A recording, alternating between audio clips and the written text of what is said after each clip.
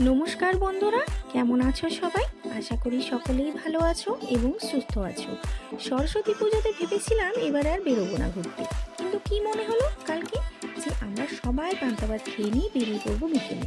তার মায়ের একটা শাড়ি পরে বেরিয়ে পড়লাম সাজুগুজু করে। সরস্বতী পুজো মানেই বাঁকুড়ার কলেজ মোড়, আর এই জায়গাতেই সমস্ত মণ্ডপ হয় বেশ বড় সড়ো।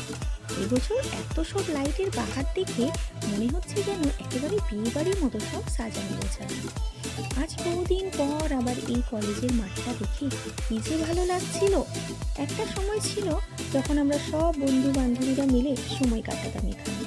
পড়াশোনার পাশাপাশি ছিল বেশি আনন্দটা ওই মর্নিং ওয়াকে। একমাত্র ওটাই ছিল আমাদের সারাটা দিনে শরীর মন দুটোকেই ঠিক রাখার একটা ফ্রেশনেস ভাব। পুরো রাস্তাটা দেখো আলোয় আলোকিত, দেখে মনে পড়ে যাচ্ছে ক্রিসমাসের দিনটাতে সেই কলকাতার প্লাস্টিকে যেমনটা সাজানো হয় ঠিক সেরকম হয়।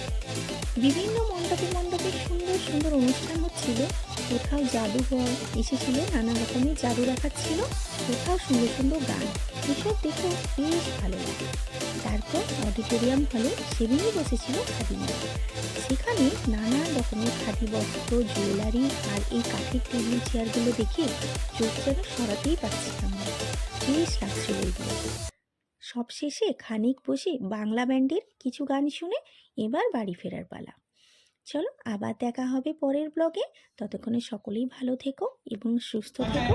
টাটা।